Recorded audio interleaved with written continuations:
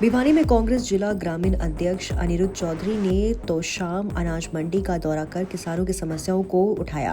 उन्होंने कहा कि बाढ़ और जलभराव से बर्बाद हुई फसलों के बावजूद हरियाणा सरकार ने बाजरे की सरकारी खरीद नहीं की, जिससे किसान मजदूरी में अपने बाजरे को सड़कों पर फेंकने को मजबूर है।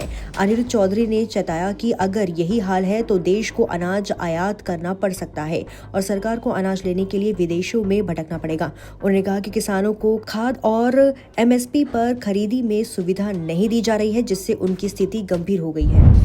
हम सबसे पहले शुरुआत इस चीज से करते हैं कि हम सरकार से मांग करते हैं बाजरे की खरीद तुरंत प्रभाव से चालू कराई जाए और एमएसपी के अनुसार खरीद करी जाए।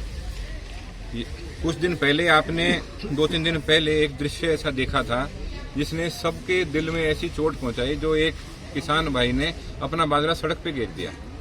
मतलब जो व्यक्ति किसानी को नहीं समझता वो इसका भाव शायद ना समझ पाए, परंतु इससे ज्यादा दर्दनाक स्थिति नहीं हो सकती।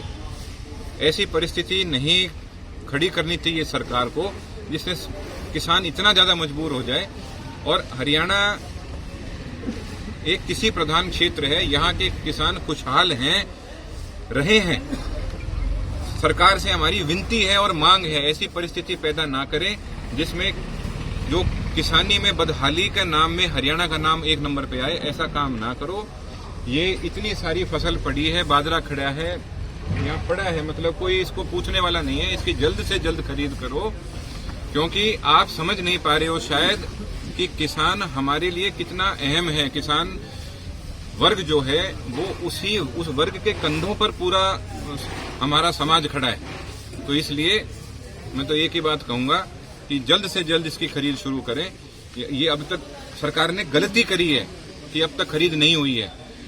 किसान को अगली फसल भी बोनी है। बड़ी मुश्किल से इतने समय के बाद में स्थिति ऐसी हुई है, अपना देश ऐसी स्थिति में पहुंचा है कि हम खुद का बोया हुआ अन्न देश को खिला रहे हैं। ऐसी स्थिति ना खड़ी करो कि हमें वापस से इंपोर्ट करना पड़ जाए, आयात करना पड़ जाए अन्न का हमारे को। खाद की समस्या के लिए भी दर की ठोकरें खानी पड़ रही हैं। तो ये भी अभी नई बात नहीं है, सरकार के आने के बाद की बात है। आप देखो, मतलब ये बीजेपी सरकार में ये हुआ है कि डीएपी थानों में बटी है और आज के दिन भी दर की ठोकर खा रहा है किसान।